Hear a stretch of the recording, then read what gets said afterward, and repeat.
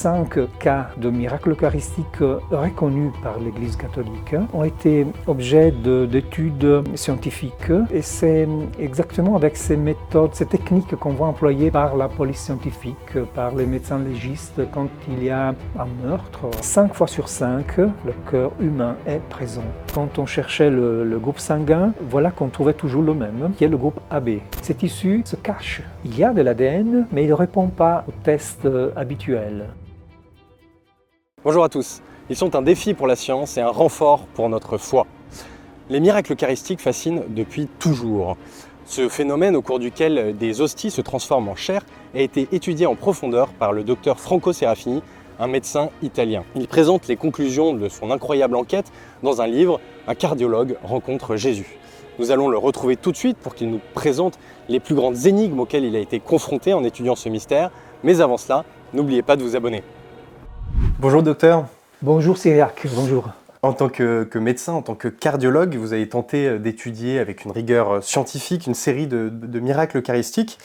Alors un miracle eucharistique, c'est quoi? Il s'agit d'un phénomène paranormal, miraculeux, où une hostie va se transformer en partie ou entièrement en chair et en sang. On reviendra évidemment plus précisément là-dessus au cours de notre entretien. Mais pour commencer, j'aimerais savoir comment font les scientifiques pour étudier ce genre de miracles, de phénomènes. On prélève du sang, de la chair, on les étudie au microscope. Comment ça se passe exactement? 5 cas de miracles eucharistiques reconnus par l'Église catholique et ont été objet d'études scientifiques. Et c'est exactement avec ces méthodes, ces techniques qu'on va employer par la police scientifique, par les médecins légistes quand il y a un meurtre. Sur une scène de crime, il y a des traces biologiques et il faut établir donc de quoi il s'agit, à qui appartiennent ces tissus. Et c'est exactement cette technologie qui ont été appliquées dans les derniers 50 ans sur au moins 5 différents miracles eucharistiques. C'est toujours indispensable l'autorisation de l'évêque local, de l'autorité de l'Église, qui autorise le sacrifice d'un petit morceau de ce matériau pour comprendre de quoi il s'agit. Donc quelqu'un, un expert, un médecin légiste, quelqu'un est autorisé à prélever un petit morceau le plus petit possible. Et donc ça signifie qu'on a de la chair et du sang apparus de façon inexpliquée, qui sont toujours conservés. Cette matière-là n'a pas séché, ne s'est pas décomposée. Oui, déjà, il y a ce côté miraculeux, si l'on veut, de la persistance dans le temps de ces tissus. Le cas plus remarquable est le premier de ces 5 miracles dont je me suis intéressé, le cas de Lanciano, l'ancien nous. Lanciano en italien, c'est une petite ville dans le centre de l'Italie. Et là, on conserve une double relique qui est faite de chair et de sang, qui est là depuis 13 siècles. Ce sont une chair et un sang qui n'a pas été traité ni avec aucun conservant, il n'y a aucune substance chimique rajoutée. Ça a été établi dans la série d'analyses qui a été faite en 1970. Vous relevez dans votre livre que les tissus musculaires prélevés à l'occasion de ces miracles seraient encore vivants. Souvent au moment du prélèvement ou au moment du miracle. En tout cas, qu'est-ce que ça veut dire qu'ils sont encore vivants? Alors ces miracles eucharistiques sont vraiment spéciaux, un peu bizarres. Il y a, dans ces tissus, on retrouve à la fois des phénomènes de mort et de vie, à la fois. Ce qui n'est pas normal, ce qui n'est pas commun sur cette terre où on est bien mort, on est bien vivant. Et des fois, on analyse à la distance de quelques années des tissus pour retrouver des cellules qui sont encore bien conformées, bien faites, en particulier des globules blancs. Ce genre de cellules est censé se dégrader et se détruire spontanément en 1, 2, 3, 4 jours. Un médecin légiste peut établir la date de la mort d'un corps en prélevant le sang et puis en disant voilà, ce macrophage est déjà en cette situation de dégradation, donc la mort a eu lieu il y a 24 heures, 48 heures. C'est pas normal que 3 ans, 5 ans après, 10 ans après, on retrouve encore des cellules qui sont encore en parfait état. Et donc c'est pour cela qu'on peut dire qu'il y a encore une forme de vie dans certains de ces tissus. Mais c'est encore plus complexe. Il y a du vivant et du mort en même temps. Il y a une complexité qui est très intéressante et qui est inexplicable, qui est aussi impossible à reproduire par un faussaire. Et vous expliquez également que ces tissus sont issus d'un muscle et que ce muscle, c'est un muscle du cœur, souvent. Pourquoi ce serait un muscle cardiaque? Pourquoi le cœur revient toujours? Ça, c'est très intéressant. J'ai porté mon attention sur 5 miracles, et 5 fois sur 5, le cœur humain est présent. Et pourquoi? Et donc, je me suis posé cette question aussi comme cardiologue, mais ce n'est pas comme cardiologue que je peux donner une réponse. La réponse est bien sûr dans la valeur symbolique forte et qui est évidente pour tout le monde. C'est pas à moi, c'est pas à nous d'expliquer pourquoi le cœur est si important. Tout homme de toute civilisation, de toute époque, comprend que le cœur a une valeur symbolique que les autres organes évidemment n'ont pas. Donc l'auteur du miracle eucharistique connaît les hommes et il sait bien, il veut donner un message évidemment. Dans ce livre également, vous expliquez que certains tissus, des scientifiques ont retrouvé dans certains tissus comme des traces d'électrocution. Pourquoi une électrocution? Comment on pourrait expliquer ça si on imagine que ces tissus appartiennent au cœur de Jésus-Christ? Des experts mondiaux d'électrocution, de lésions qui suivent l'électrocution et la fulguration m'ont fait remarquer qu'ils voyaient dans les images qui étaient publiées les mêmes marques qu'on retrouve dans l'électrocution. Il s'agit de lésions un peu spéciales, il faut être des ultra spécialistes pour les voir et pour les reconnaître. Pourquoi l'électrocution? En fait, il faut admettre que ça nous oblige de prendre en considération, d'ajouter encore un élément de complexité. Donc c'est des tissus où il y a la mort, la souffrance, il y a la vie, et il y a aussi si on veut, la résurrection, parce que l'électrocution, ça nous fait penser aux mécanismes de formation plus probables auxquels on pense quand on essaye de comprendre la formation de l'image du sensuaire de Turin. On ne serait pas capable aujourd'hui de reproduire cette image sur le lin avec telle intensité, profondeur. On se dit qu'il s'est agi d'un phénomène électromagnétique de grande puissance, très très grande puissance. Il faudrait toutes les centrales nucléaires de France concentrer sur cet expériment, mais pour un temps vraiment très très court pour ne pas brûler le linceul. Donc on se dit c'est un phénomène qui ne peut que signaler la résurrection du corps qui était contenu dans le linceul. C'est passionnant effectivement. Et ce qu'on étudie également dans les miracles eucharistiques, c'est le groupe sanguin dont vient le sang qu'on retrouve. Alors il y a une grande cohérence entre tous les miracles eucharistiques que vous étudiez, vous en tout cas. C'est le groupe sanguin. Qu'est-ce que ça nous dit? Quand on le cherche, on trouve toujours le même groupe sanguin. Maintenant, on ne le cherche plus parce que maintenant, on va plutôt à la recherche de l'ADN dont on s'attendrait plus d'informations. Mais quand on cherchait le groupe sanguin, voilà qu'on trouvait toujours le même, qui est le groupe AB. AB, c'est la chair, le sang, séparément à Lanciano, c'est encore au Mexique, à Tixla.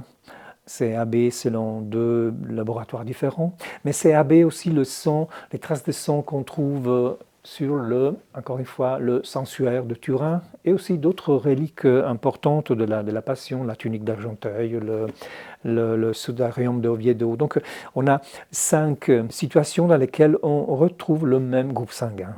Et ça, statistiquement, est très important, bien sûr. Ça donne une cohérence, il faut avoir une prudence dans le sens que Souvent, le groupe AB a été trouvé avec des techniques de type sérologique qui sont un peu datées et qui pourraient ressentir de contamination bactérienne en particulier. Et donc, il y a des experts qui disent mais non, attention avant de se lancer, de foncer sur cette donnée statistiquement si puissante, mais quand même, je dois admettre que moi, j'ai cherché tous les tests possibles qui ont été faits sur ces 5 tissus et j'ai pu calculer 15 tests qui vont tous dans la même direction, groupe AB. Donc quand même, c'est remarquable. Ouais. Si c'est un hasard, c'est vraiment un hasard, franchement. C'est ça, statistiquement, c'est quasiment impossible, parce que moins de 5% de la population, c'est ça, porte le groupe AB. Oui, à peu près 5% de la population en Europe, mais aussi on peut faire la même estime aussi dans la Palestine du 1er siècle. AB par définition, est toujours le groupe plus rare. D'ailleurs, on a découvert le groupe AB0 seulement en 1900, et le miracle de l'Anciano, et le sensuaire, le sudarium, etc. On a affaire avec des reliques anciennes qui ont été, s'il s'agit de faux, eh bien, le faussaire a travaillé sans connaître l'existence de groupes sanguins. Donc, comment est-ce qu'il aurait pu chaque fois tomber sur viser le même groupe sanguin, le plus rare? Il y a une chance sur des millions pour que ce soit... Moi, j'estimais une chance sur 3 200 000. Dans le livre, je joue aussi à faire un peu le petit théologue. Je me suis même posé la question, pourquoi AB ? Si nous, on aurait voulu créer un faux miracle, et on aurait pu choisir, on aurait choisi au point de vue transfusionnel le groupe de la générosité, on aurait choisi le groupe de donneur universel, hein, on aurait choisi 0. Et là, par contre, c'est le contraire, c'est le groupe qui ne peut pas donner aux autres, mais qui peut recevoir de la part de tous les hommes. C'est une métaphore intéressante que vous analysez comment, du coup Chaque chrétien est invité à compléter, si possible, à participer au sacrifice du Seigneur. Donc, nos pauvres petites souffrances sont aussi nécessaire, utile à compléter son sacrifice. Notre sang va s'ajouter au sien, qui peut le recevoir sans problème d'agglutination. Est-ce qu'on a pu retrouver de l'ADN ? Enfin, vous nous disiez qu'on a pu retrouver de l'ADN dans certains cas de miracles eucharistiques. En quoi c'est intéressant de retrouver de l'ADN ? Qu'est-ce que ça nous dit ? Tout le monde sait que l'ADN est important. L'ADN a entre autres cette possibilité qui est employée par tous les tribunaux, par la police scientifique, d'identifier une personne parmi toutes les personnes qui ont vécu et qui vivront dans le monde. Il y a des techniques qui maintenant sont assez à la portée de tout laboratoire de génétique. Un petit fragment, un cheveu, une petite trace déjà contient une signature ADN qui peut identifier une personne.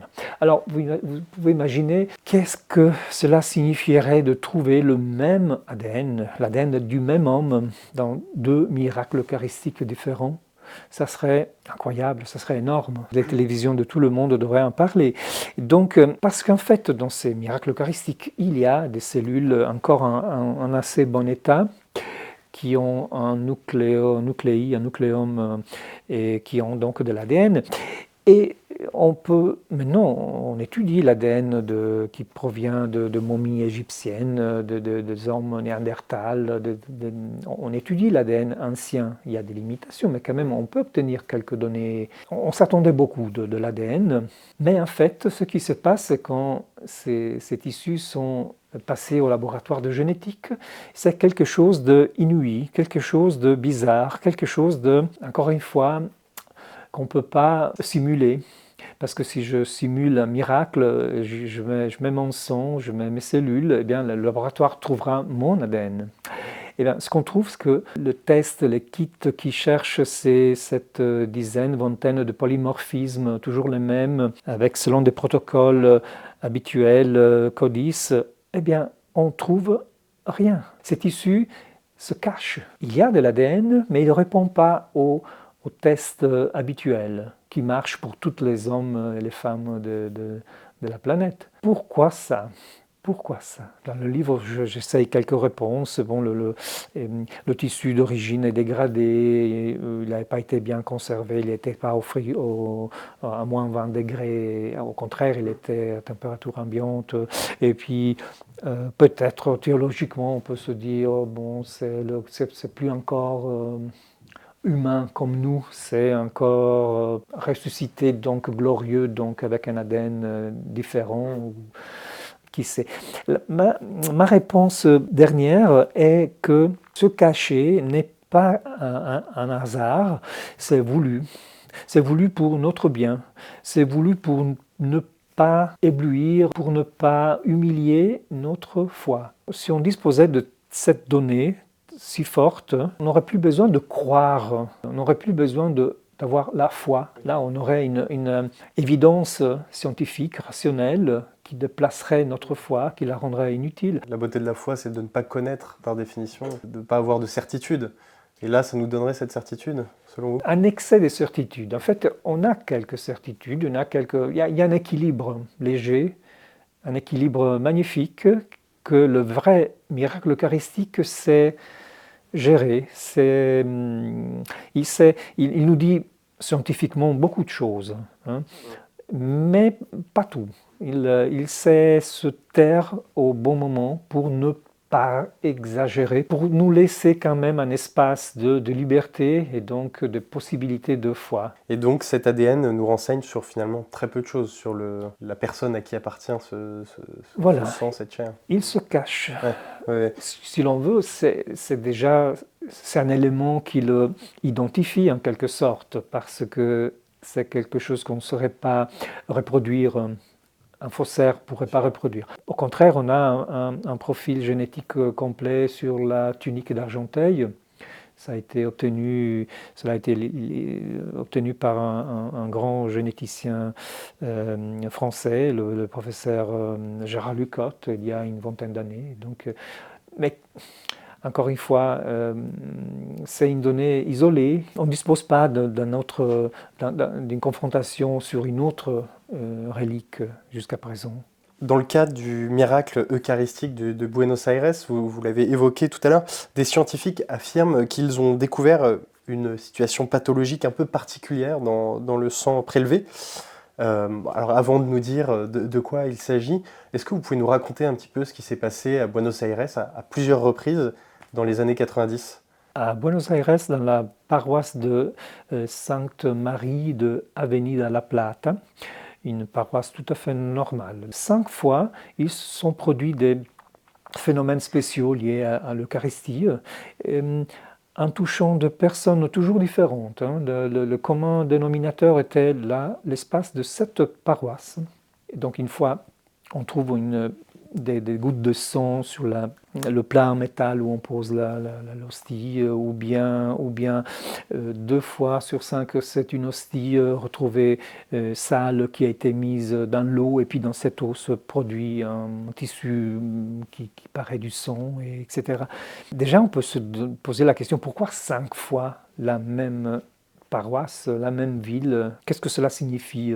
On pourrait plaisanter et dire, mais notre Seigneur, il a pas un bureau d'allocation des ressources ou un bureau marketing qui puisse distribuer ces faits de façon plus démocratique dans le monde. Là aussi, donc, il y avait des tissus qui ont été étudiés de façon différente, d'une façon un peu informelle, vraiment les tout premiers jours, et puis de façon un peu plus sérieuse quelques ans après. Et donc, effectivement, comme je le disais, ce sang fait face à une situation pathologique vraiment particulière. Donc il y a du tissu myocardique, il y a un cœur, qui montre des signes de souffrance, et le sang aussi. Ce qui concerne le cœur, on voit que c'est un tissu inflammé. C'est des tissus un peu spéciaux, il faut les interpréter. L'interprétation plus sûre, plus autoritative est celle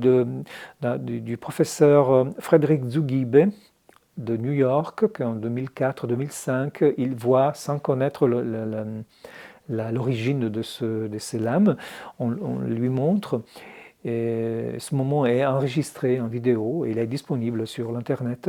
Donc il voit, il reconnaît, on a ces images à disposition, des fibres cardiaques, musculaires cardiaques, qui ont déjà des signes de nécrose, disons de souffrance et de mort, et qui sont infiltrées par une grande quantité de globules blancs, de leucocytes. C'est-à-dire cette situation d'inflammation. C'est un tissu inflammé, un tissu qui souffre. C'est un tissu qu'on pourrait retrouver, par exemple, à la suite d'un infarctus. Et puis, dans d'autres miracles aussi, il y a des marques de souffrance sur les cellules cardiaques, comme des signes de fragmentation. Fragmentation signifie la fibre, elle est coupée de façon nette. Les deux aspects de la fragmentation et de l'inflammation, infiltration de leucocytes nous permet une possibilité de diagnostic. C'est-à-dire cette souffrance du cœur, ce n'est pas une souffrance n'importe laquelle, c'est la souffrance d'un infarctus qui se produit à la suite d'un grand stress, un stress mais très fort, un stress, une angoisse énorme. Est-ce que par hasard ça pourrait correspondre par exemple au stress, à l'angoisse que Jésus-Christ aurait pu ressentir, ce qui nous est décrit au jardin de Gethsémanie, lorsqu'il pourrait suer des gouttes de sang? C'est le genre de souffrance qu'on retrouve dans les victimes des accidents des avions. C'est-à-dire, bien sûr, on meurt à cause du traumatisme final, mais les 15 minutes, la demi-heure qui précède la mort, on peut imaginer l'angoisse de connaître cette sensation de mort imminente et sans pouvoir rien faire, la sensation du condamné à mort, et cette angoisse horrible qui cause une relâche, un pic de catécholamine, d'adrénaline et de noradrénaline, qui est le mécanisme qui cause cette inflammation et cette fragmentation. Et donc, avec tous ces éléments-là dont on vient de parler, est-ce que, selon vous, il est possible que le sang retrouvé lors des 5 miracles eucharistiques que vous avez étudiés appartienne à la même personne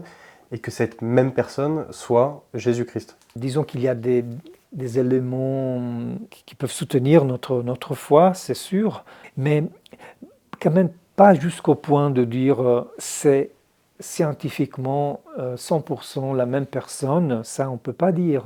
Mais on peut dire que c'est une personne qui a souffert. On peut dessiner un identikit qui est absolument en ligne avec ce qu'on lit dans les évangiles de la Passion, c'est sûr. Il y a un autre élément, par exemple, qui me touche beaucoup, c'est l'élément de la souffrance qui est dans le sang. À Buenos Aires, une hématologue a pu prélever ceux qui semblaient du sang, en fait étaient du sang parce qu'il y avait des globules blancs. Elle a pu établir la formule leucocytaire.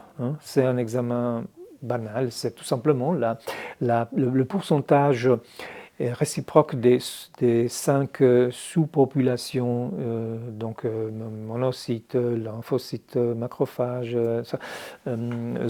éosinophiles. Enfin, il y a 5 populations qui sont présents et le total doit faire 100%. Et il y a des marges, des limites de normalité. Elle a pu, 2 fois sur 2, elle a trouvé une anomalie, c'est-à-dire un excès de lymphocytes. Cet excès de lymphocytes, cette lymphocytose, qu'est-ce que ça veut dire? Qu'est-ce que ça pourrait signifier? On peut trouver ça dans situations différentes. Un nourrisson, un enfant a cette lymphocytose comme état normal. Mais un adulte pourrait avoir cette situation en situation de polytraumatisme, en situation de stress qui suit un traumatisme important, comme un accident de la route. Et donc, le corps qui souffre relâche. Là, on a affaire avec le sang d'un homme qui a souffert, qui a été polytraumatisé, qui a été, bon, on le sait, il a été flagellé, battu, crucifié. Mais tout ça, il s'est passé aujourd'hui. il y a quelques heures, pas hier, pas il y a une semaine, pas il y a 2000 ans. Donc l'Eucharistie nous montre la souffrance de cet homme et il s'agit d'un véritable portal espace-temporel qui nous ramène toujours, chaque fois, chaque Eucharistie nous ramène à ce moment-là, à cet après-midi, la veille de Pâques, en dehors des murs de Jérusalem. Ça nous dit aussi que voilà, la passion du Christ est toujours actuelle, est toujours actualisée. Et elle est actualisée d'ailleurs par la messe. J'invite d'ailleurs tous ceux qui regardent cette vidéo à ne pas hésiter à s'abonner à notre chaîne YouTube pour retrouver notamment la vidéo que nous avons faite avec le Père Nadler sur la messe qui explique très bien cela, qu'à chaque messe, nous nous retrouvons, nous nous replongeons dans la passion du Christ il y a 2000 ans. Pour revenir sur les miracles eucharistiques, dans votre livre, que j'invite d'ailleurs tous ceux qui regardent cette vidéo à lire, hein, qui est passionnant, vous étudiez avec précision 5 miracles eucharistiques, parmi eux un miracle très ancien, celui de Lanciano. Est-ce que vous pouvez nous raconter ce qui s'est passé à Lanciano il y a 13 siècles, c'est ça ? Il y a 13 siècles, on ne connaît pas l'année, on ne connaît pas le nom de ce moine. Les générations nous ont transmis qu'un moine de spiritualité basilienne doutait de la présence réelle du Seigneur dans le pain et dans le vin consacré. Et donc un jour, aux paroles de la consécration, il se passa ce grand miracle, c'est-à-dire un miracle énorme, c'est-à-dire c'est pas quelques gouttes de sang, mais c'est tout le pain devenait chair, tout le vin devenait sang, et en quantité importante. Et donc ça a changé la vie de ce moine, sans doute. Donc souvent, le miracle eucharistique se produit comme réponse à un manque de foi ou à une profanation. Et la générosité de ce miracle est aussi dans le fait qu'il est encore là. Il est encore là, cette chair, ce sang sont encore à Lanciano et ils sont disponibles à la vénération des fidèles avec grande liberté. Enfin, c'est une relique tellement importante, une double relique qu'on pourrait penser à une situation de majeure préciosité. On pourrait dire seulement un jour par an, une fois tous les 25 ans, une fois tous les 50 ans, on expose cela, mais non, là, tous les jours, du matin au soir, on peut entrer dans l'église de Saint François et s'approcher à 1 mètre de distance de la vitre. Le problème de Lanciano était que il y a 50 ans, on se posait la question, mais est-ce que c'est vraiment authentique ? Parce qu'on n'avait plus de documents. Le document ancien était perdu et on disait mais peut-être c'est trop beau pour être vrai. Donc c'est à cause de ça qu'en 1970 ils ont décidé, les franciscains, de soumettre à des analyses scientifiques le miracle. Oui, effectivement, parce que comment on peut faire pour s'assurer que ces miracles eucharistiques ne soient pas des fraudes? Dans le cas de Lanciano, l'étude qui a été faite a démontré scientifiquement que la complexité de ces deux tissus, c'est-à-dire, il a démontré que c'était vraiment des tissus humains. La chair n'était pas n'importe quelle chair, c'était un fragment de cœur. Donc déjà, la complexité de pourquoi un faussaire aurait dû chercher un cœur humain. Et puis le groupe sanguin qui est rare, et puis le sang, c'est du véritable sang parce qu'il contient des minéraux et des protéines comme le sang humain en contient. Donc on ne peut pas dire c'est un miracle, on peut dire que c'est complexe. C'est pas n'importe quelle fraude, il y a une complexité. C'est pas que la science peut démontrer l'authenticité absolue d'un fait prodigieux. Il y a des cas, des guérisons miraculeuses qui ont une démonstration radiologique, clinique. Je pense bien sûr à Lourdes et aux cas de miracles qui sont reconnus par l'Église où il faut un dossier scientifique qui est fort et qui est indiscutable. Dans le cas des miracles eucharistiques, il y a quand même cette possibilité de mise en question qui est je trouve importante, qui est là, qui est élégante, qui nous laisse cet espace de liberté. Donc on n'arrive pas, il y a des choses qu'on n'arrive pas à expliquer, mais quand même on peut se dire, ben, vous dites c'est des fibres myocardiques, mais peut-être que c'est des fibres épithéliales. Bon, et puis bon, ils ont été étudiés toujours par des scientifiques catholiques. Alors il y a un bias. Et puis, groupe AB, oui, mais AB, c'est la contamination bactérique. On peut toujours remettre en cause, effectivement. Il y a un espace de discussion. Oui, ce qui est intéressant dans le miracle eucharistique, c'est cette nouvelle attitude, disons, scientifique, qui est un élément nouveau, parce que jusqu'à présent, un miracle... Enfin, des miracles, il y en a eu toujours, il y en aura toujours dans l'histoire de l'Église catholique, mais là, c'est des miracles qui ont cette valeur ajoutée d'un dossier qui est fait de l'âme histologique, de groupes sanguins, des ADN, qui nous parlent et qui peuvent nous aider. Si le ciel les concède, c'est parce qu'on en a besoin. Donc, a posteriori, j'en déduis qu'on a besoin de ce soutien. Évidemment, notre foi a besoin aussi de temps en temps de quelques aides. Et donc, c'est pour notre bien de pouvoir aussi saisir ces aides qui nous sont offertes. Merci beaucoup, docteur, d'avoir répondu à toutes ces questions et de nous en avoir appris plus sur ces miracles qui peuvent éclairer notre foi.